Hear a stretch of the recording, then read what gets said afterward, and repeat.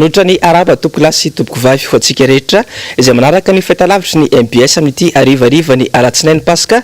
taona 2024 ity manasanao ampanijana sy ampitiavana izay anaraka ny vaovao hatramin'ny farany. Ny vaovao ny finoana avy hatrany ary no antsika misantatra ny fiarana amin'ity arivariva ity. Fandroany zao matsy no nankalaza ny fetin'ny Paska tao anatin'ny amiana ara-pahasalamana ny mpino kristianina maneran-tany toy ny isa taona indrindra moa dia nisy omaly afatra nataon'ny Papa François izay miompana bebe kokoa tamin'ny ady amin'ny valan'aretina Covid-19. Javandriamaefa toky Ramarla.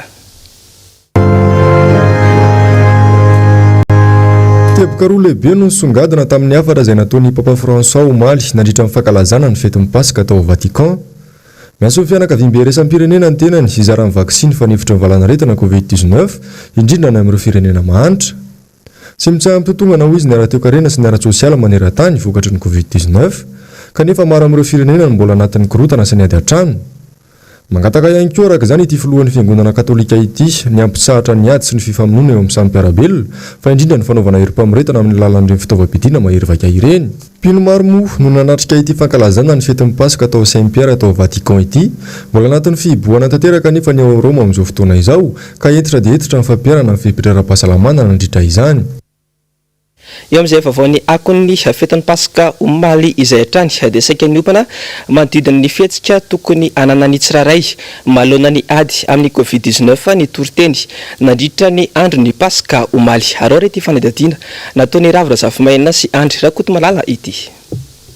Zava-dehibe ny mametraka ny fiainana eo anatrehan'ny tompo eo tokoa ny aretina saingy ny finoana ihany koa no ahafahana miady amin'izany. Ny toriteny androany dia diana niopana tamin'ny hoe ny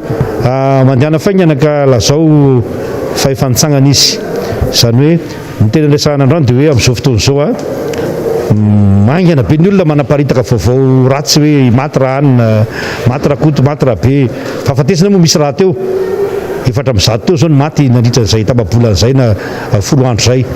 Fa androany izany dia lazaina hoe tsika dia mpilaza vaovao mahafaly fa tsy mpilaza vaovao ratsy. Ary vaovao mahafaly ho an'izao tontolo izao fa tsy ho an'ny fiangonana ihany ny fitsanganan'i Jesosy Kristy tamin'ny maty. Saingy safidy moa ny inona tsino azy. Raha mino ianao dia manana ny tsara amin'ny fitsanganana amin'ny maty. Tsy mino moanao Andriamanitra tsy manery ianao. Sarotra tsy hanankina ny isan'andro eo ambany fitahian'Andriamanitra amin'ny alalan'ny famonjena hatrany fiangonana. Famelomelomana fonana maha kristianina indrindra izao paka izao ny olona tia hivavaka ary izany indrindra izany hoe ilana ny fitondranam-bavaka ny firenena sy izao tontolo izao ny malagasy noho ny valan'aretina fa raha hipetrapotsiny tsy hafa hivavaka akory dia ho azantoka fa vokatry ny fitsaboana fotsiny dia ampitsahatra azy fa mba ilaina mifanampy izany ireo fanohany ireo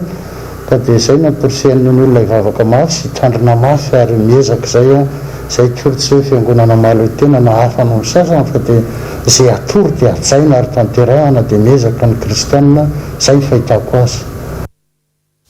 Fatampoka tamin'ny rehetra ny fepetra nambaran'ny filoham-pirenena anisabotsy lasa teo fa tsy mihoatra ny zato ny olona mahazo mivorivory ho an'ireo fiangonana sendra ny mpanao gazetinay dia voaja avokoa ireo fepetra ara-pahasalamana voatery nandray fepetra hafa kosa nefa mba tsy ampitombo ny isa. Ravira Zafimaina sy Andry Rakotomalala. Saika nisokatra avokoa ny trano fiangonana rehetra ny alahady teo ny tombo betsaka ny mpivavaka tsy toy ny alahady hafa nisy hatrano ny fanaovana batisa na batemy sy fandraisana.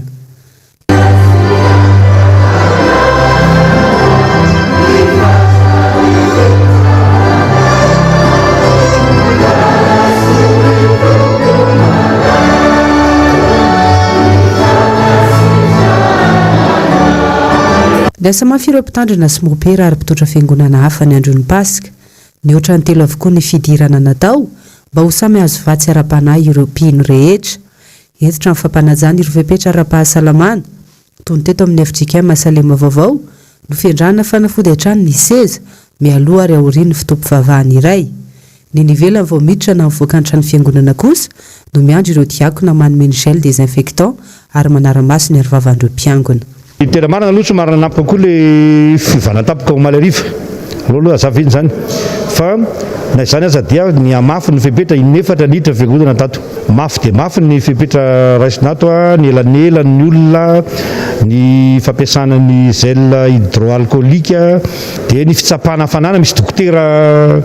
maro be ato am-piangonana zany tena dokotera mihitsy misahana an'io zany fa tsy raharahan'ny olona tsotra io zany de mametraka tapi koa zay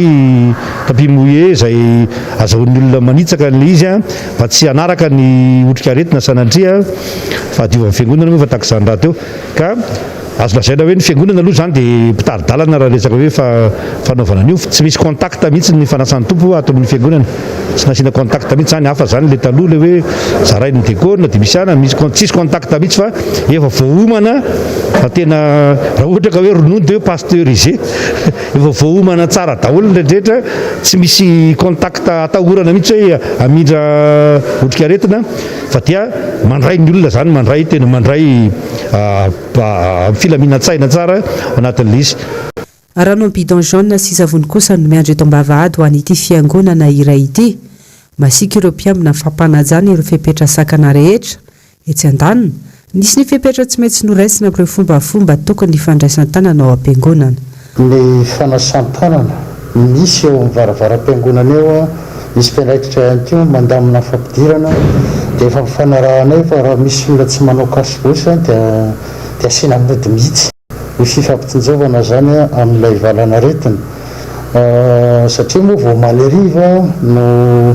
tao akatoko ny fitaombavako zay no nanao ny fanamarana sy ny valandresaka ny filohan'ny repoblika dia manomboka amin'ny heriny dia miezaka zay anajanisa fa ny androany mbola le ronjato taloha inefatra ny anay miditra nanomboka tamin'ny enina nisy voalohany dia ndravo zay dia nasiana fanafody dia niditra indray tamin'ny valo dia mirava zao dia asiana fanafody dia hiditra indray amin'ny folo dia raha riva amin'ny efatra ny fanonefany zany fa mieritreritra zay ho ampiana indray le isan'ny vavaka ny lamesa ny ray w miara-mipetraka zany dia tsy misy fandraisan-tanana mihitsy efatra amin'ny ela fa amin'ny alalan'ny fihetsika tsotra fotsiny raha mandray fanasan'ny tompo na vatan'ny tompo amin'ny eukaristia dia tsy mandray amin'ny vava ny vatan'izany fa mandray amin'ny tanany olona mipirehetra tsy mikasika ny olona zany hoe mamahana azy eo ambava fa dia ho fitandrovana zany rehetrarehetra zany dia efa mahay an'izany ary manaiky an'izany zahatra an'izany ny kristianina atony teto amintsika saika nitra indrona intelo no mihoatra ihany koa ireo fiangonana tany ivelany hitatrany ny fanajana ny elanelana raha metatra ao anaty trano fiangonana ary ny fanaovany rehetra harivava tsikaritra ihany koa fa nitombetsaka ireo nanolo-tena toy ny fanaovana batemy na batisa tao amin'ity fiangonana katolika iray tao Frantsy ity isy amin'ny telopolo sy eninjato sy telo arivo ny fitambana ny olon-dehibe fantatra fa ho atao batemy amin'ity taona ity ny atsasaka ireo mandina ny 40 taona hatramin'ny 70 taona ny apatelo 80 taona hatramin'ny 5 taona fa raha fotoana iray fitadiavam-bola betsaka kokoa noho ny andavanandro ny androany ho an'ireo mpivarotra dia tsikaritra ho ny hena ireo mpanjifa vokatry ny covid-19 eto Madagasikara miditra zaza ny akamaroan'ireo mpivarotra araka ity fanadihadiana nataony Nambitso Velositraka sy Tahiriny Aina ity miaina isa-taona ny olona manao volo eny amin'ireny toerana matianina ireny roa taona lasa nefa voaterina nampipiasa nampy azy ny mpanao volo ampoly ny tonga manao izany tapakandro voaterina enana ny sarany aza 5,000 ariary hatramin'ny 3,000 ariary zao no sarany fanaovam-bolo ary miankina amin'ilay volo zany raha ny fanazavan'ireo mpanao volo raha oharina amin'ny fety rehetra isa-taona taloha tamin'ny mbola tsy confinement aloha dia tena hita mihitsy hoe tena tsy manam-bola ny olona maly zao teo amin'ny 30 teo raha mandray rehetra ohatra hoe paky zany zay tokony mahita 80 any mihitsy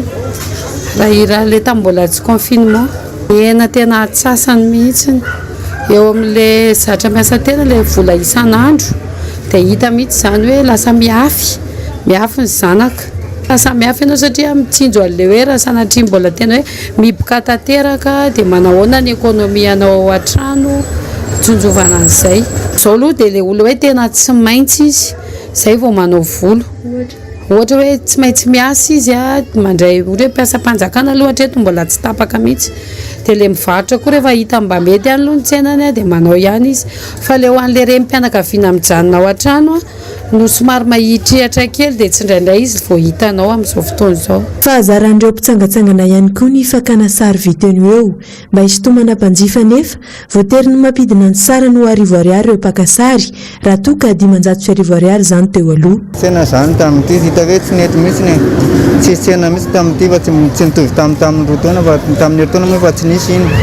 dia zao tena maina tsisy ninona mihitsy na zao trambarain zao nakotikoti teo any amin'ny 20 any ngambany nakasary eo amin'ny prix anay ty raha prix mora li satria 5000 dia 7500 hoe ine tsy mahatiatika fa kely no azy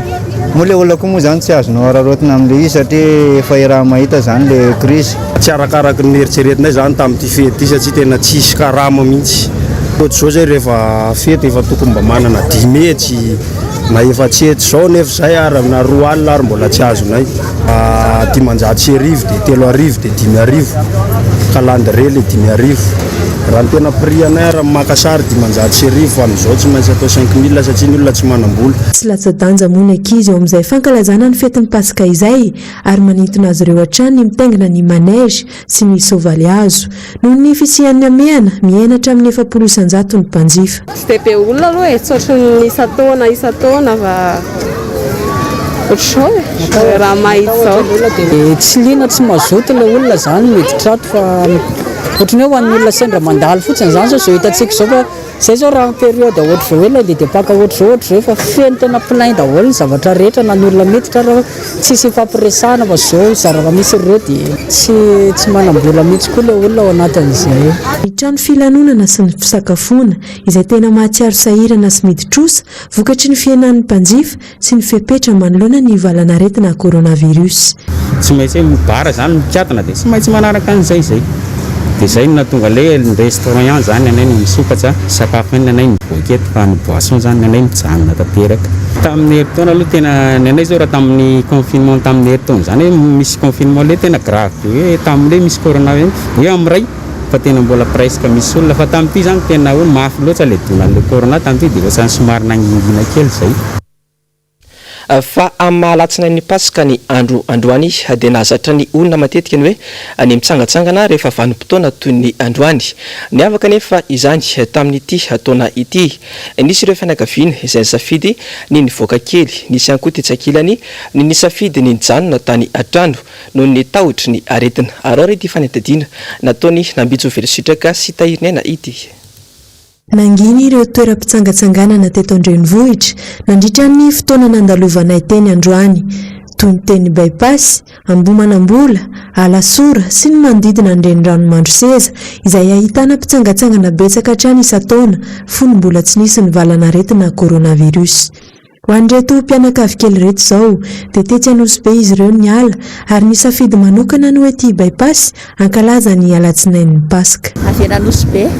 Inona tonga nareo nisafidy hoe ity no hitsangatsangana? Mba hoe ity mba efa ela tsy nalay dia mba nakety. Tsy dia hoe nanomana be fa mba hoe mba fety dia mba mivoaka kely ny tanàna fa mitondra patipaty kely. Nga tsy hoe tsy manomana be fa sisy paty fotsiny vidiana dia izay. Na dia izany aza tsy nahasakana ireo mpitsangatsangana sasany hitsidika ny valan-javaboary tao Tsimbazaza izany hajaina ny fepetra ho izy ireo fa mba miala voly kely miala mirotoroto andavanandro amin'ity alatsinain'ny paska ity. Aty mba malaladalaka mba tsy dia afaka mitangorona be loatra koa ilay mitsangatsangana dia nomana be fa mba nanao sakafo kely dia mametina anakaty. Ity mba kaikaiky zany dia eo amin'ilay fananana vola kely dia aty mba entina mitsangatsangana ny ankizy fa ny manana moa tsotsotra ihany fa zay kely ananana zany mba entina mampifalifaly ny ankizy. Tena koa zany efa ohatra mba hoe sempotra amin'ilay trano foana dia mba aty zany hoe mba miterana hoe mba malaladalaka dia aty mba hitondravana ankizy mitsangatsangana le raha koa zany mba mareraka anao dia mba ny saina koa mikatsy be dia mba mandehandeha mba miala voly kely mitandrina aloha zany ny tena marina. Tena mitandrina mihitsy satria le aretina tena mampatahotra. Andavanandro efa tsy miaraka amin'ny ankizy mihitsy dia nisafidy kely mba hitonga ny ankizy mba handehandeha. Ny lundi dia paka zany dia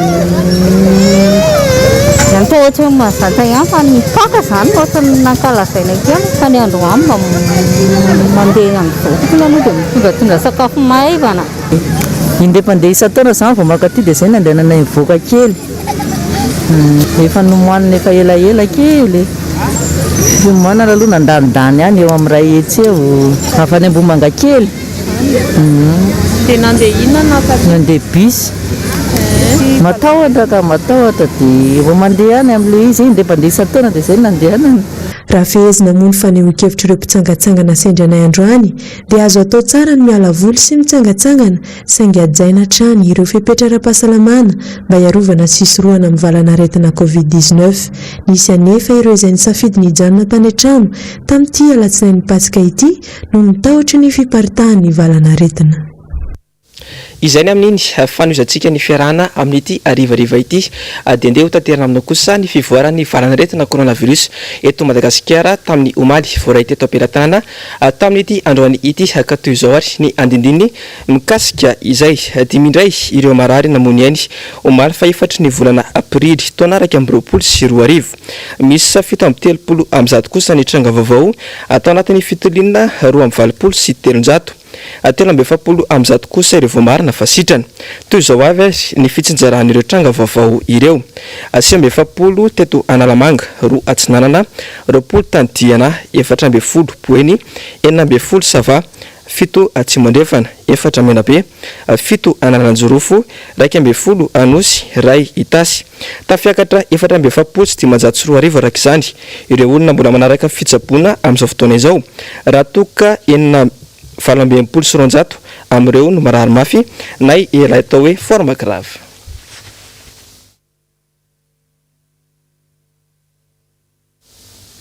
Vaovao ny fahasalamana kosa indray dia miditra anatin'ny amiana ara-pahasalamana mandritra ny 15 andro indray isika eto Madagasikara araka ny nambaran'ny filohan'ny repoblika ny sabotsy lasa teo andeha ary onfitiny ny javandriamahefa sy tokaramarila aminao ireo fepetra miatra rehetra mifandraika amin'izay. Akoatra faritra Boeny sy Nosy be izay efa nikatona dia mikatona tanteraka manomboka androany ihany koa ny faritra Analamanga Atsinanana ary Sava tsy misy araka izany ny zotra nasionaly mivoaka sy miditra amin'ireo faritra ireo miatra avy hatrany ny couvre-feu izay manomboka amin'ny 7 ora alina hatramin'ny 4 ora maraina mikatona tanteraka ny sekoly manerana ny nosy mandritra ny 15 andro mitoa kosa ny asa andavanandro ho an'ny rehetra afaka misokatra ny toeram-pisakafoanana saingy ahina amin'ny atsasany ny olona afaka raisin'izy ireo mikatona avokoa ny bara ny karaoke ary ny toeram-pandihizana tsy azo atao ny mampiasa siza volamena na taxi be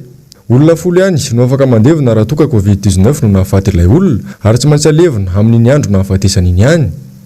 mbola mikatona ny sidina avy any ivelany makao Nosy be voararaha ihany koa ny fidiran'ny samby tatotr'olona firana tsy mihoatra ny zato ny olona amin'ny toeram-pivavahana tsy maintsy atao kalamanjana amin'ny fifaninana ara-panatanjahantena ary tsy asiana mpanatrika mbola tsy misy kosa ny fihiboana saingy ho mafy ny sazy ho an'ireo tsy manaraka ny fepetra ara-pahasalamana. Fahavelon-tanaina sahady ireo mpitatitra miazo ny faritra sasany miainga eto Analamanga manoloana ny filazana fa tsy maintsy ikatona ao anatin'ny 15 andro ny faritra Analamanga sy Atsinanana ary Sava samy miainga eto Analamanga avokoa mantsy ny akamaroan'ireo zotra rehetra miazo ny faritra samihafa ka hitan'ireo mpitatitra fa iantraika amin'ny asany sahady izany fepetra noraisina izany nampitso velositraka tahiriny aina. Araka ny fampitam-baovao ikatona tanteraka ny faritra Analamanga Atsinanana ary Sava mandritra ny 15 andro raha pitsino tsy mahazo mivoaka ny faritra intsony ireo mpitatitra voakasika tsy hisy ny fahazon-dalana manokana na mivoaka na miditra ireo faritra ireo ho an'ny resaka asa miasa ara-dalana kosa ireo zotra suburbaine sy urbaine mifamezivezy ao anatin'ireo faritra mihiboka toy izay koa ireo fiara sy sambo mpitatitra entana manoloana izany indrindra ny sedra fahasarotana sahady ireo mpitatitra indrindra eo amin'ny lafiny sosialy sy ara-toe-karena amin'ny andavanandro. Hitanao le fitadiavana tsy voatery azo amin'ny toerana iray fa tsy maintsy mivezivezy dia izay ny fiantraikan'izy satria anao izany raha hivezivezy dia tsy ho afaka raha ohatra izao na tiana tokony fotsiny raha manana fitadiavana velana Antananarivo izany ianao izany dia sahira. Zay zao mahatonga ny olona avy Antsirabe zao bebe olona satria ikatona Analamanga dia mamonjy fodina ny olona dia tsy haina mitohy ilay fikatonana raha-pitso na ahoana fa eza zany hoe tsy hita hoe aiza zany zao zay alehanay avy eo. Isan'ny lasibatra amin'izany fahasahiranana lalina izany izao ireo mpitatitra mihazo an'iny faritra ivakina Karatriny. Tsy misy vahaolana nefa ho azy ireo fa rehefa mikatona ny lalana dia miato miaraka amin'izay ihany koa ny asa fivelomana. Efa ela be zay nefa resy nanangana saina fotsy mihitsy ary satria tena efa tsisy tsony. Zay le voalohany aloha tsy anasa ny fanampiana nefa mbola tsy nisy tonga taty aminay le tamin'ny confinement voalohany reny. Faharoa manaraka an'izay zay chauffeur fa tsy tompona tomobile dia tsy misy afaka ohatrana asa taonay akoatran'ny chauffeur nefa fa izy tokony hoe le fepetra no tokony hamafisina.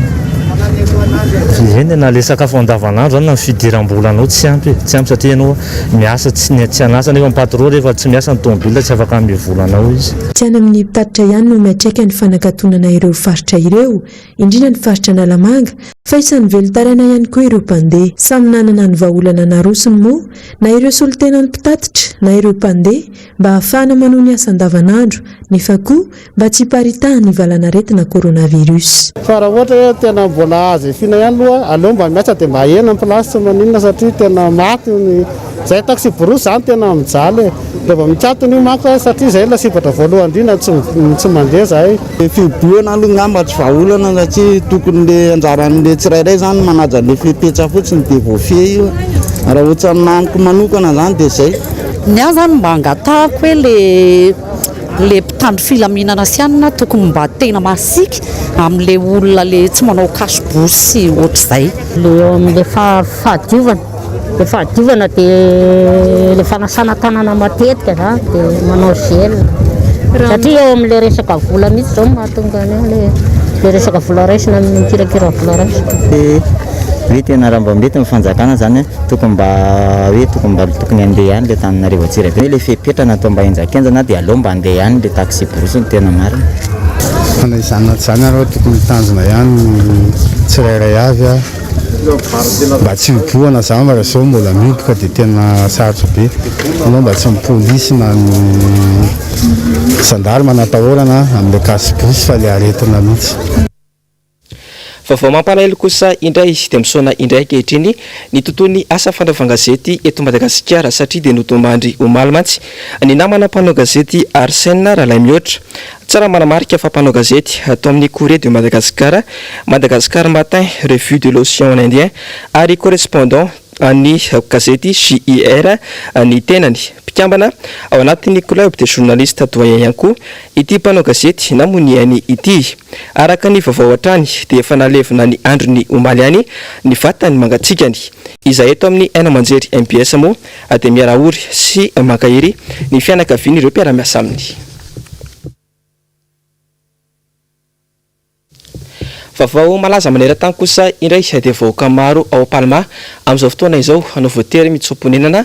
vokatry ny asa fampiroroana any an-toerana. Nanomboka ny farany volana martsa teo mantsy dia sesilany ny fitrangana fanafiana mitampiadina ataon'ireo vondrona islamika izay namozana ain'olona maro moa ireo fanafiana ireo. Zavandrema efa toky raha maro lahy. Miana anatin'ny tahora sororo tanteraka amin'izao ny vahoaka monina ao amin'ireny vohitra Palma taorian'ny fanafiana amin'ny tampedina nataon'ireo vondrona islamika tany an-toerana. 24 martsa lasa teo dia olona 10 no indray namony ainy izay nahitana polisy miaramila. Vokany vahoaka manodidina ny ray alina no voatery ny tsoponenana no ny tahotra ary ny telo ampahefan'izy ireo dia zazamambehivavy avokoa. Toerana maro ao Mozambika no nandray azy ireo toa ny Pembasy Mentepes izay nahitana mpitsoponenana na rivony.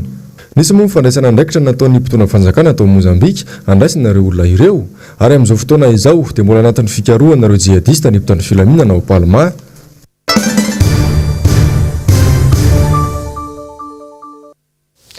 Vaovao politika kosa indray dia hiakatra fitsarana rahampitso ireo olona 12 voasambotra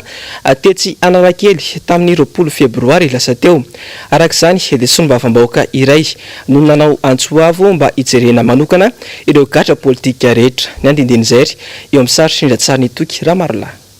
Hiakatra fitsarana rahampitso izy 12 voasambotra tetsy Analakely ny 20 febroary lasa teo. Iaraha malala nefa tsy fanajana ny fepetra ara-pahasalamana ny amponja ka miantso ny mpitsara ny solombavambahoaka hijery akaiky ireo heverina fagatra politika ireo. Dia mahatsiaro manana andraikitra izahay satria antso tamin'ny tatitra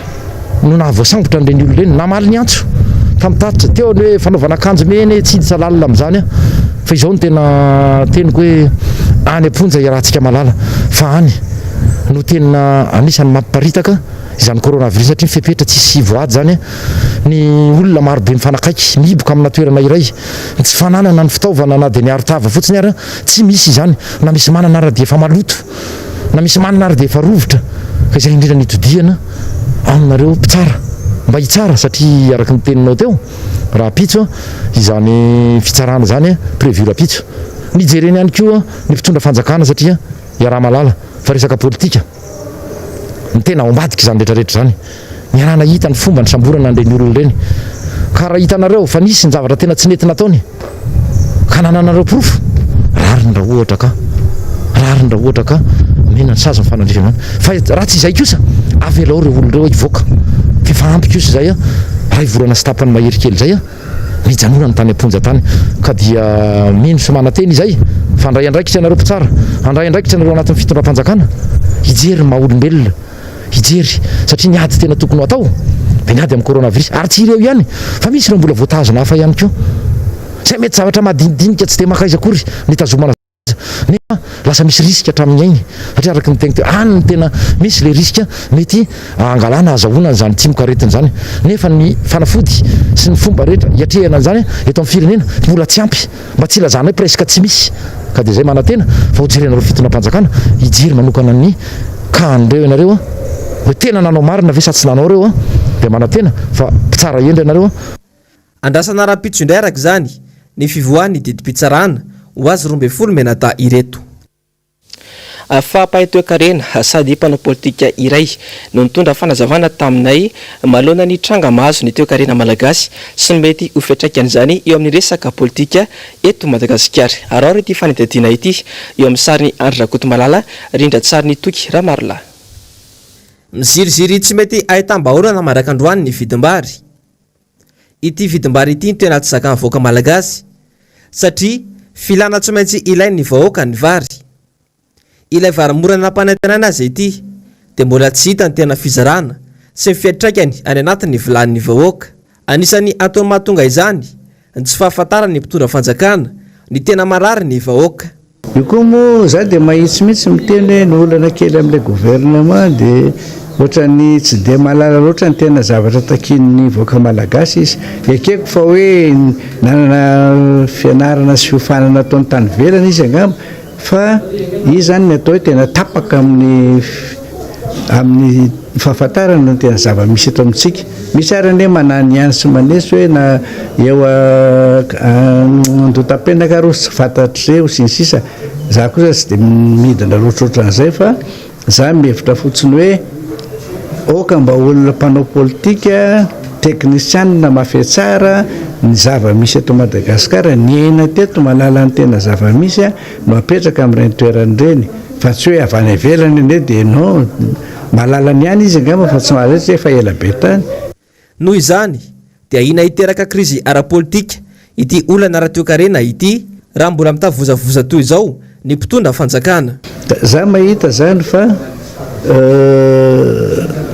mampatahotra any le zava-misy amin'izao fotoana satria feno daholo zany ny zavatra rehetra singa rehetra tahorana hipoahan'le sarim-bilany ozy izy hoe le avazany namako izay hoe ianareo sy afrikanina fa nareo manakaiky koa ny Azia ka ny Azia ozy be tsy miteny ary mataty tsy miteny fa miafy fa rehefa mihoatra ny tokony izy dia mipoaka ary tsy voatana ntsony rehefa mipoaka ka dia mbola tsy misy re zany satria za mahita aratraikefananana koa efa tena mandondona mihitsy zavatra zay atahorana mihitsy zay satria zay alenao rehetra dia efa hoe tena tsy lasy zao fa alohanay maty zay matina noana matina reta zay matina noana mety hoe very fanahy le olona ka mba tokony eritreritra ny fitondram-panjakana hidina andinika lalina andrasana araka izany ny fandraisana ndraikitry ny mpitondra fanjakana fa mbola tsy nasian'ny filohan'ny repoblika resaka atrany ny tena manandanja indrindra ho an'ny vahoaka malagasy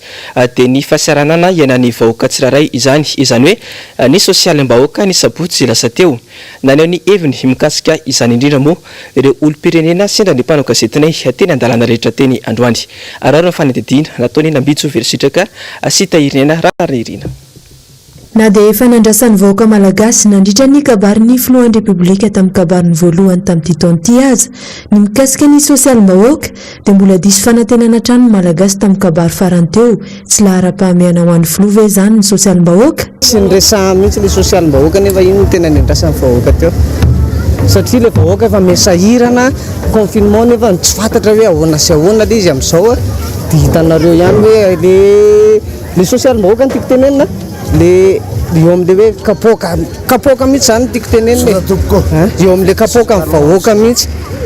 be dia be ny zavatra tokony fandraisana ndraikitry ny fitondram-panjakana amin'ny fahasiarana amin'ny mponina tokony averiny reny vatitsinjo reny ny zavatra rehetrarehetra tokony mitohizana teo aloha fanatanterahana no andrasan'ny vahoaka tsy vakivolo fa tsy kabary ambava fotsiny ihany toy ny filazana fa maimaim-pona avokoa ny sara-pitsaboana ho an'ireo olona marary ny coronavirus no mifanohitra amin'izay anefa no hita eny amin'ireo toerana voakasika izany hoe mba hitondrany tena hoe tena vahaolana maharitra momba le fiainam-pirenena zany satria efa hita hoe miankana be le iny izy ty le aretina dia tokony hoe tena mandraindraikitra tena amin'ny hoe filoham-pirenena anazy izy zany rehefa tonga any amin'ny hôpitaly le marary dia andoavam-bola na ny scanner na ohatran'izay nefa nilaza an'izay izy inona zany mahatonga an'izay hoe le baiko avy any amin'ny filoha ve zany tsy raisin'ilay ty amin'le ministera satria ny olona sahirana karaha tsy manana an'le amina milo zany dia maty le olona ka ny anina hoanina androany ara zahavina androany raha namahita zao re mivarotra fa tokony ho any an-trano izy dia tsisy dia reny mivarotra reny izy dia mifantelony tsara be le fanaovany fitondram-panjakana le fotodrafitrasa eraka mifarotra fa mba jerena amin'izay kosa le sosialim-bahoaka mba jerena ny vidim-piainana mba jerena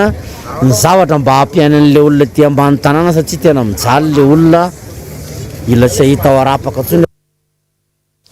dia ny fanadadinina koa ry tompoko lasy tompoko vavy netiko manakatona ny famparahalamba-bao tamin'ity androany ity isoraka ianao nanaraka izany hatramin'ny farany isorana ihany koa ny teknisiana sy ny mpanao gazety niara-ny salana natotosa izao famparahalamba-vao izao asa donona ny fandarana dinika iarahantsika amin'ny solombavam-bahoaka federal amin'ny zafimbololona aoriana izao famparahalamba-vao izao mametraka ny mandrapitafa sy velomandrairy ho an'ny rapitso tompoko lasy tompoko vavy